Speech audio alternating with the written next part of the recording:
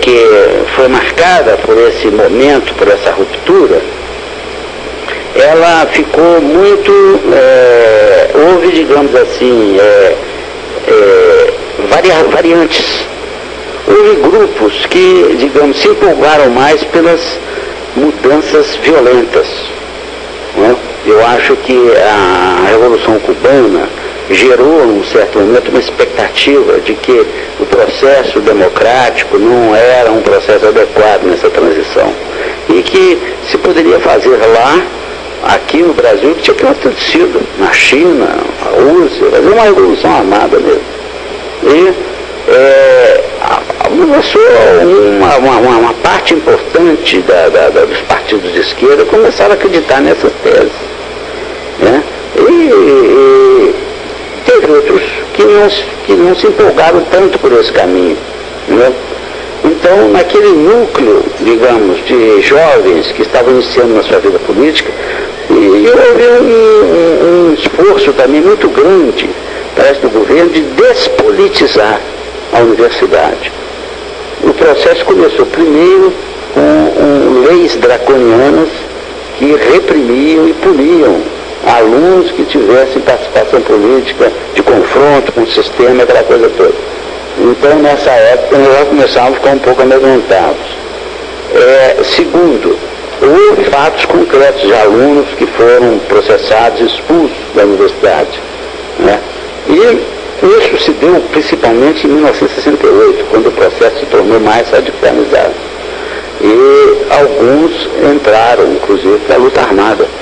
E nós tivemos colegas de Ouro Preto, eu me lembro que o Elcio Fortes, que já naquele momento, a partir dos anos 64, 65, 66, começou a haver uma certa divergência no nosso grupo, lá do GLTA.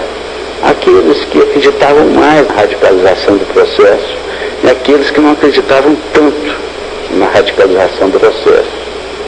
E esses que acreditavam mais foram para a luta armada, alguns tiveram inclusive a infelicidade de serem mortos.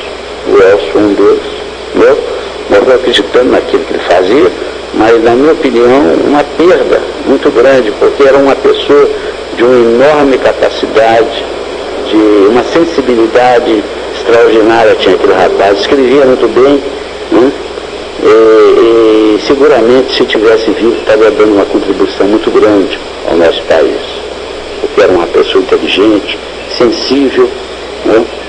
Mas optou por aquele caminho e foi um caminho trágico para alguns, né? Outros sobreviveram, estou até aí na cena política, aí, fazendo bonito, né? E assim a vida, né?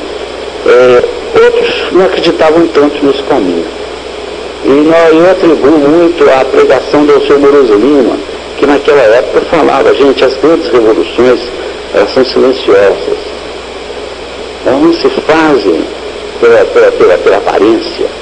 Elas têm que ser pelo interior das pessoas. Esse processo político, isso passa, isso aí não fica, isso a própria sociedade vai tratar de corrigir esses excessos. Graças a Deus, vamos dizer assim, o Brasil não enveredou por um caminho da violência que outros países da América Latina passaram por eles.